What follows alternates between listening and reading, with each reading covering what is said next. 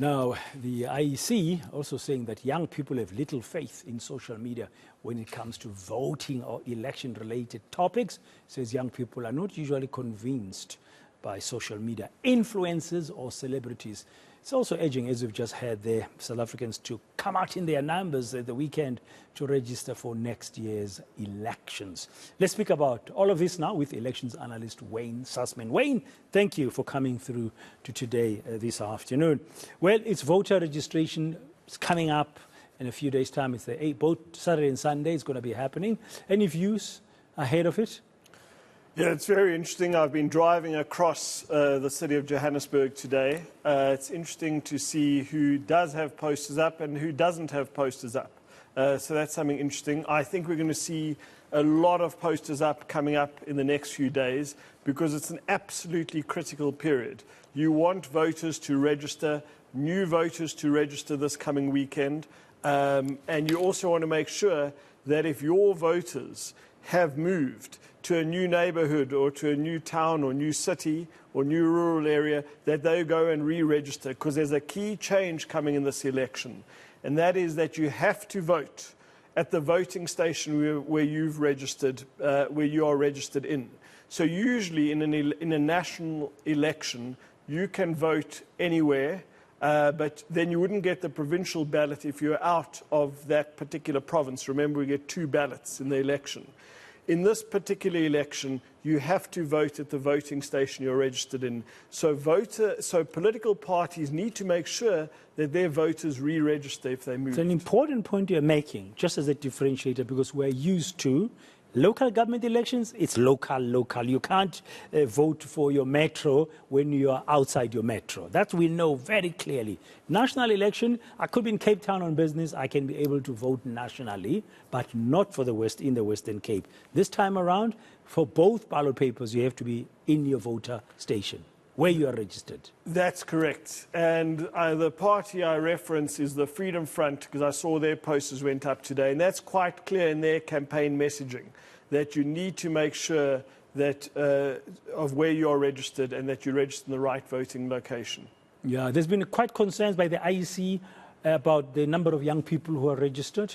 The latest census showing that there's 62 million of us, and only 26 million are registered currently. That's like, 30% or so of the total population. So that number could go up. I mean, there's many more eligible voters who can register.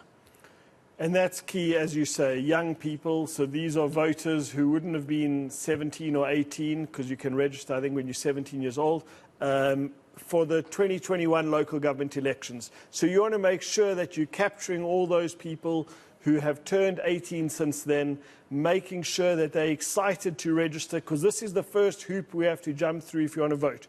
You have to make sure, and that's why it's important you ran that news story, that you have your ID card or ID document. That's the first thing. Second of all, you have to go out and register in the correct voting station. And third of all, you have to go vote in 2024 whenever the election is. So this weekend, young people in South Africa across the length and breadth of this great country need to go out and register. Yeah, some of those are writing matric now. They'll be 18 this year. It might be difficult as they prepare for their final stretch. But I'm sure there will be other voter registration weekends, judging by what has happened in the past. But anyway, the message is very clear around young people. But there is research coming out of the Commission's mouth earlier that shows that people are wondering where young people get their political thoughts from. They thought they could be swayed by social media influencers or celebrities, but apparently not. What does that tell us, Wayne? So I think people who are using TikTok or X, formerly Twitter, might be using it to follow specific influencers, but it's not where they're going to get their political influence from. They're going to get this from watching Bra Dan Moyani on ENCA or listening to the radio or other. I don't think it's a silver bullet, that social media is a silver bullet. I would say that yeah, because you could make that mistake to say, oh, young people are engaging on TikTok and others. That's where I can find them. Meanwhile, this research is showing that they don't really trust everything that they see on those platforms anyway. Correct, particularly how social media has changed in the last 12 months. But I think what's going to be key in this election, and again, the world is very different today than it was in 2021. So I think traditional forms, radio, television, print is going to be key. But I do think that social media will play a greater role than it played in 2021. So I agree with you about the social media influencers, that their influence on who we may or may not vote for is maybe overstretched, but I wouldn't discount it totally. So it's not discounted completely. So the targeting of young people is important for political parties. You say you were driving around Johannesburg, you're noticing some parties are already putting up posters up. You're noticing Freedom Front Plus, I think you said, but how their messaging is. I guess if you're a political party, you're going to have to make sure you connect properly, especially with the youth voters, because there's many millions of them who can register and vote. Correct, and there are going to be so many new parties running. We were lamenting together in 2021 how long the ballot paper was. It could also be a good sign in our democracy.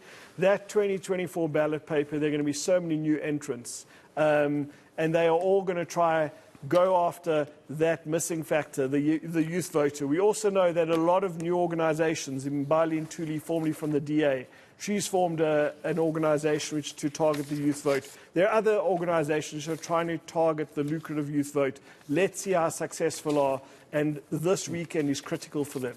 Okay, finally, Wayne, just locally, we saw Sarah. I don't know if you've heard about Sarah, you know, this new Rainbow Alliance. And Colleen Makhubele being expelled or fired, whatever the word is, from COPE, because she's appeared. You've seen the posters along some of the main routes in and around Johannesburg.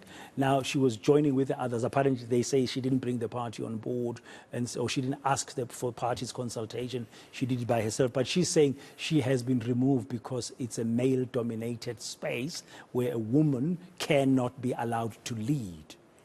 Yeah, Colleen Makhubele, as a speaker, I battle to think of any other speakers in South Africa right now who've been able to get the media attention. I've spoken about her many times on this channel. Not all publicity is bad publicity. A lot of publicity is good publicity. So I think the fact that we're talking about her today, remember, COPE has one seat in the city of Johannesburg, is a credit to Colleen Makhubele. And I think COPE needs to tread very carefully here. Who are they going to replace her with? This is someone who obviously wants to do something differently. We need to understand more about Sarah, because the word alliance is there. Does she envisage COPE being part of it? And I think this is also, by the way, the story is emblematic of COPE's fortunes. COPE has not had a good few years, and he has another sorry tale. So Colleen Makhubele might not return as speaker. I'm sure there's going to be a court case over here. I know that they say she's been expelled. I'm sure she's going to challenge it. But let's see where Sarah goes. I don't think COPE's going to do very well next year. I saw an opinion poll which said they're going to be on 1%. I think that's impossible. But this is the fun and games of the road to 2024. Thank you very much. Elections analyst Wayne Sussman, just as we begin to look ahead, of course, we're focusing first on the voter registration weekend that's coming up.